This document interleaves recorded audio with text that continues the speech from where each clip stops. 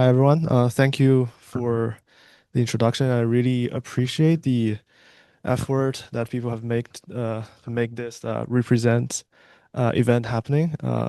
So today I'm presenting my work at WIS 25 called IMUCoCo, and the title of my presentation is Towards Human Motion Sensing with Flexible IMU Placement. So we have the code and video, available online. Feel free to check it out. Yeah, so human motion is a very important thing that we want to sense because it could represent a lot of things like your fitness. It could also have application that you're interested in tracking your physical activity, your sports, doing sports analytics. And sometimes your motion is also a good indicator of your some physiology, some your mental uh, issues. Like for example, it could provide as a good objective measurements of, for example, children's hyperactivity. So in the past decade, we have seen a lot of these IMU equipped devices or IMU ready devices from smartphone, earbuds, wearables, VR, to like shoe insoles. And maybe later we seen recently smart jewelries. Uh, Now these devices have been very ubiquitous uh,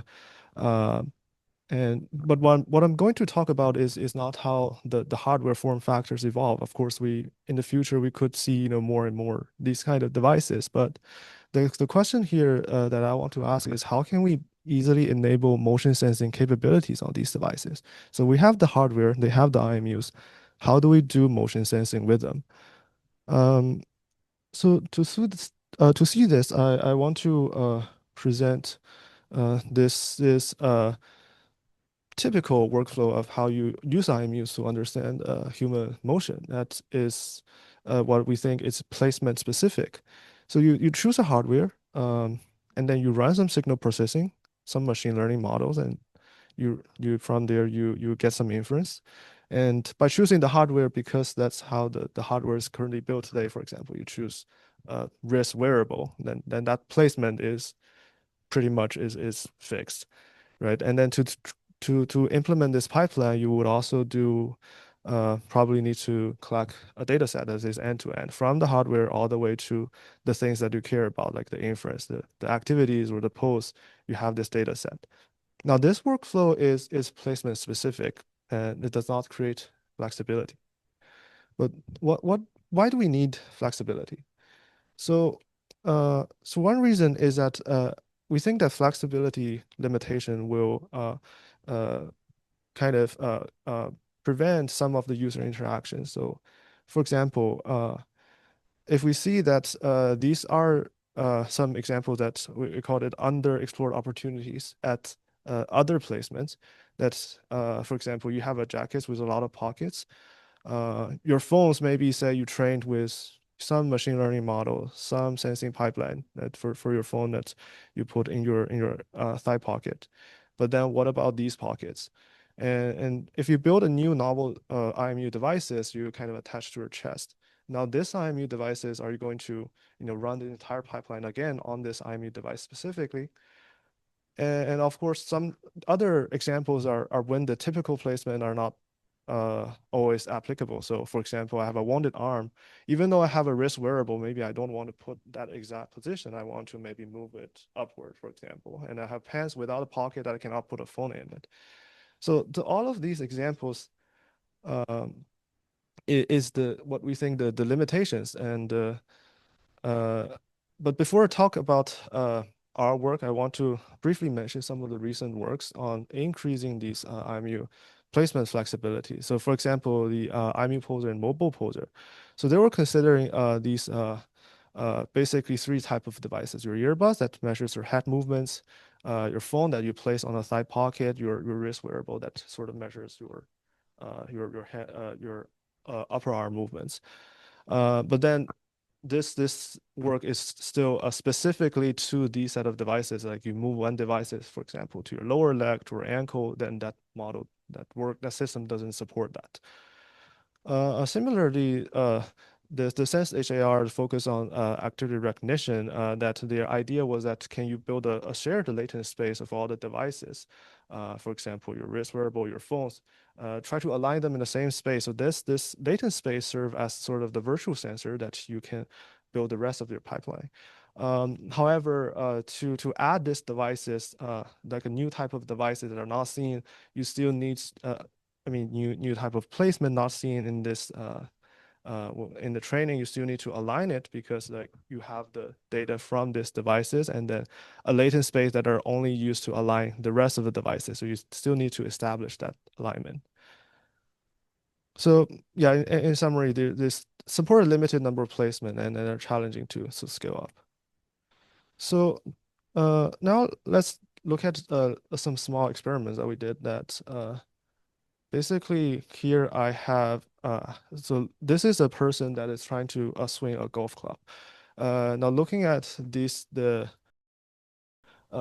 purple avatar first, so we can try to place 6 virtual IMU along the user's arm. And then on the left side, I basically show the acceleration of all the points over the body. So you see that arrows indicates the basic direction and the magnitudes. But if we place 6 IMUs, what you see of their acceleration will be seen on the right side. As you see that there are 6 accelerations, and they sort of look with some similarity, but they're not exactly the same. Right? So you see that the scale are different, the peak, the time of reaching the peak is different, etc. So but they also share some similarity. And then the assumption here is that maybe we could try to model these relationship along this continuous changes along the arm. Of course, that every point on the human body surface is a potential source of IMU signal. So this is just a video of what we did in the previous slide. That you can see that all these little arrows, this is looks like a vector fields along this among this human body surface. They move. They're not moving independently. They are, of course, they're altogether they're guided by the underneath, the mechanical body of the human. So the research question that we try to ask is how can we build a model that can take IMU input at any point on the human body surface? Because we have clearly see that, both like theoretically, and empirically by looking at the data, there seems to be some relationship. But how can we build a model of that? So the idea that we sort of yeah, before talking about that, there's some challenges that, for example, there's no clearly existing usable model architecture that say, oh, I can take IMU input from any point on the human body surface. It's unclear training method how to learn this model, and no data set exists for this kind of system or model, of course. So uh, for the sake of time, I'm just going to talk in detail about one of the challenges related to the scalability is that. So let's take the IMU poser architecture as example. So this basically represents a typical workflow where you have your IMU input and you try to create for each input slot, you try to create a separate like a kind of feature encoder for that. And for IMU poser or similar a mobile poser, you create 5 slots. That's where the system is supposed to do. But what if you want to have more, right? So you want to have 13, okay, you increase this input layer to 13 times what you have for each of the slot. And then what if you have more, then you just increase the size. And then probably you see that this may not be a scalable approach. And I'm not talking about what will be the complexity after you scaled out the input layer. What is the complexity in the layers after that, and how do you enumerate the combinatorial number of combinations of different IMUs into the training. So this are going to be large. So the idea that we have is that we have to build a model that doesn't really scale, that the size shouldn't grow with the number of placement, because we're actually trying to build a model that is trained with all possible points on the human body surface. So we name this IMU over continuous coordinates, or IMUCoCo. That the core idea is a coordinate modulated design. So Basically, you have this is IMU-Coco model. You have a person, you place three IMUs on this person's body. You send these IMU signals from various number of devices and various placement. And this IMU-Coco gives a unified representation of your full body motion. That this is the best thing that you can estimate from these devices. And then you feed this into these downstream tasks like human pose estimation or human activity recognition. Now, before talking too much in details about how this thing works, I want to clarify what we mean by coordinates. So we measure the coordinates using these XYZ, the spatial coordinates that is measured from the root at the standard T-pose. So this is not like your moving coordinates. If you attach device here, you move. So that doesn't change this XYZ. So this is just the direct measurement when you have the standard T-pose. Now, in addition to that, we also measured a categorical variable that we can derive from this XYZ, is that we basically cut the human body into several regions, and then we just label this as a number. And you may wonder how difficult it is to measure. You don't measure this with a ruler or any sophisticated system. It's not have to be too accurate, so you just point on the screen. Okay, so here is where I install a sensor. I tap on this avatar, then it records the coordinates relative to the roots. Um, yeah, so now let me talk in a bit more detail about the IMU-Coco architecture that we are breaking down these IMU signals with along with the IMU signals from each device. We also provide the KXYZ that we described earlier. Then the IMU-Coco, we break down the pipeline into 24 joint node, which I'll talk in detail. That each of the node, basically on a high level, is trying to predict what is the best estimate of the motion behavior for that joint node. So so we're breaking down this human body into 24 of them because the uh, current articulated human pose model or the SMPL model that is mostly commonly used is that you can break down your human body basic model as a linked of 24 joints. So we're trying to just build this model to also correspond to that number. And then from that, as we said, you can do your human pose estimation or human activity recognition. So what exactly happening here is that we have two parts that uh, your IMU signal is sent to a motion feature encoder. This is very just a standard machine learning architecture like LSTM that you see for most of the conventional work that doing IMU machine learning models. And then the rest of the thing is the sensor coordinates encoder. So this is sort of like a finding the positional encoding of this KXYZ.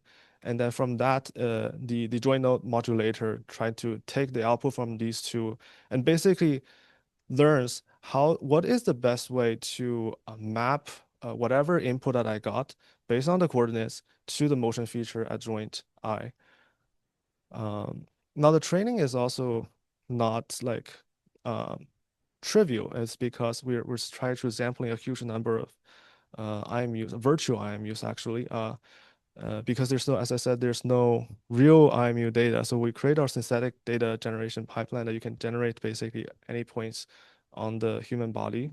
But instead of just training all the way start from sampling a huge number of IMUs all over the body, we actually just directly extract the joint IMUs as if the IMUs are perfectly placed as the end effector of each joint.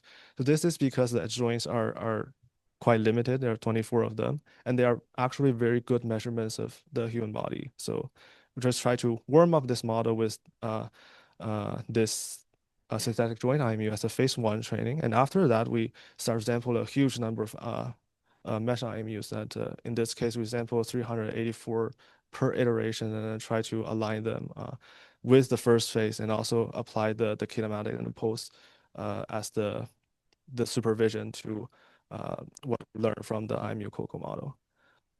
So to evaluate this, we collect our own data set. This is because we want to really see what is the impact of you actually move the IMU devices just step by step along your limb, along your torso, etc. Because no existing data set would actually they're not really interested in maybe they're not interested in placing these IMU as dense as we would expect. So we class our custom data set and we have 12 participants. We break down to 3 sessions, and in each of the session we have the 3 standard placement. The convention from existing work like IMU poser, and then we have 5 additional placement that we place really dense as possible with all the devices, and we have along one region of the human body. Yeah, and this data set will be released on the repository, so feel free to use it for your own research. Uh, and yeah, here's some results that we see that in comparison with existing SOTA method on estimating the human pulse, using the 3 standard IMU, the wrist, ear, thigh, IMUCoCo using the standard placement already have a lower global angular error, so this lower is better.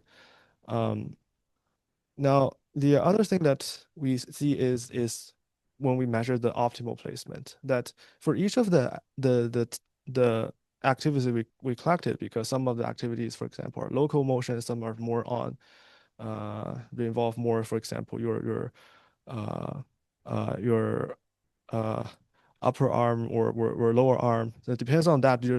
Some sensor location will just give more accuracy than the rest of the sensor location for some specific activities. So this shows the advantage of enabling this flexibility is that for some activities, you can choose a more optimal placement to achieve a lower error.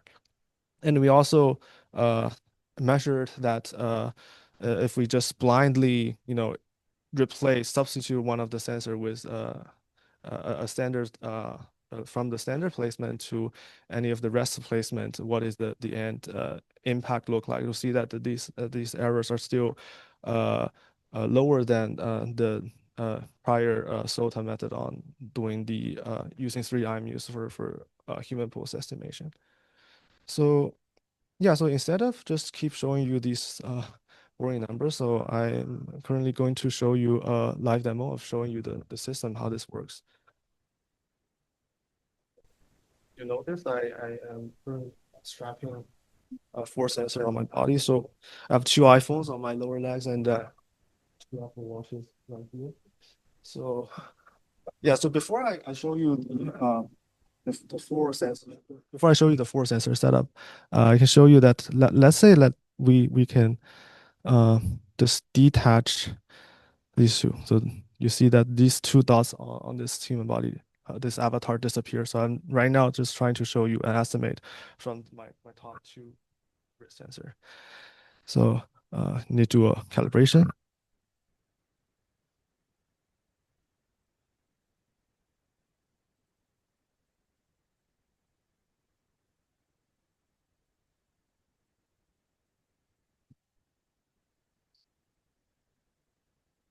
This is me holding the microphone. And do your upper arm kind of movements. But you see that of course there's no sensor currently feeding into this model on my lower body, right? So if I kick the leg, there's no way that it can track it. So let's maybe to show you more on the full body motion, right? So or let's try to actually attach these devices. So like I said, all you need to do is to attach it to the body.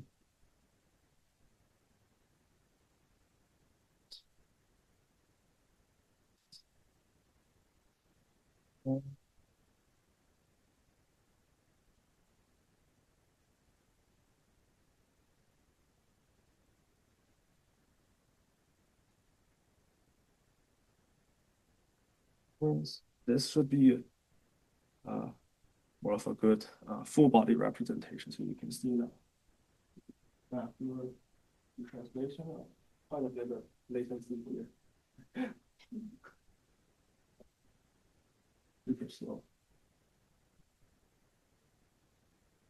But yeah, it's losing a couple of frames, so looks a bit jerky. Yeah, but you get the idea that you can track your your full body motion now. So yes, you can do like, for example, you can run. Okay, yeah. Yeah, yeah, it is. Yeah, it is. So yeah, the other thing that I want to show you is what if you want to track something related to your torso that you can also kind of remove one of the devices and maybe I'll try to attach it here. I mean, this could be useful if you do some sports that requires a kind of tracking your torso movement. This is the what which one did I detach? Oh, my bad. Actually, I know why. Sorry, I switched the left and right. Yeah, try to do this one more time.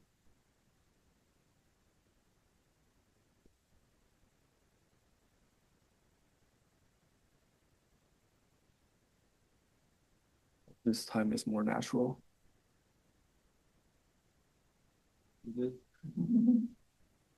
Maybe.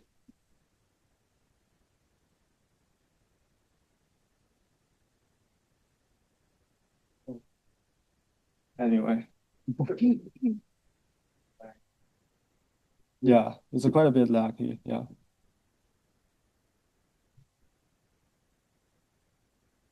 but let me just quickly try to attach the one. This is my right. More left. I'm just trying to tuck it right here. And then you can.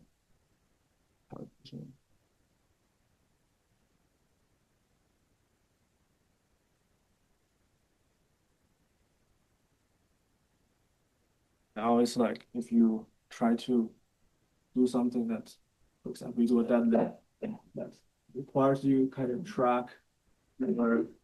Oh, this is very bad. Oh, no.